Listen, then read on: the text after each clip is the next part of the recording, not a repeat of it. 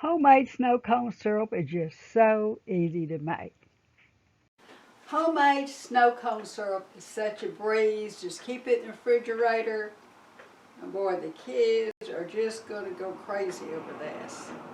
And maybe even the adults, because when it's hot, what is better than a snow cone? So let's get started making our homemade snow cone syrup. Snow cone syrup is just so easy. It only takes 3/4 cups of water, 3/4 cups of sugar, and 1 package of Kool Aid. And I mean, Kool Aid just comes in so many flavors. You could just satisfy anybody in the group. So, but first we have to cook it. I'm going to stir together the water and the sugar. Now I'm going to bring this to a boil, and once it comes to a boil, I'm going to lower the heat and let it cook for 3 minutes. Okay, my sugar syrup is 3. I let it boil for 3 minutes, and now I'm ready to add my Kool Aid. Now I want to be real careful to sprinkle this in. If I was to just dump it, it would clump up. So I'm just going to kind of slowly stir it in and let it dissolve, and then just keep adding a little more.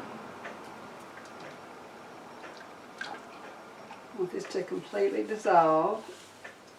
And I'll probably stir this for probably a good 2 minutes to make sure everything is completely dissolved.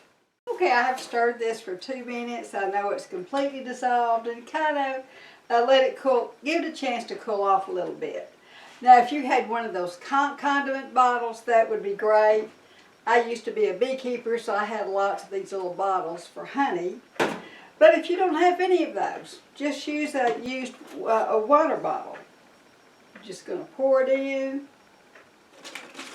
put it in the refrigerator, and your kids, your grandkids, you've got snow cones on just whenever. Now I've always used Kool Aid, but I thought, I wonder if Gatorade would work, because my grandkids really like Gatorade. And I thought, well, you could probably, instead of Kool Aid, put a scoop of the Gatorade powder in there. I haven't tried it, but if you try it, leave me a comment and let me know how it turned out. Now on Amazon, my cookbook, Homemade Cooking, is easy, healthier, and saves you money. Get it on Amazon, paperback or Kindle. I will leave a link in the description bar. Thank you so much for joining me today at Homemade Cooking in Texas. These are my favorite recipes, and I hope they will become yours. Now, if you enjoy these recipes, please like and subscribe so you can see more of these type recipes. We have been making a full-time living here on our organic farm since 1991. We need your support to continue our small family farm by liking and subscribing to our channel. Thank you so much.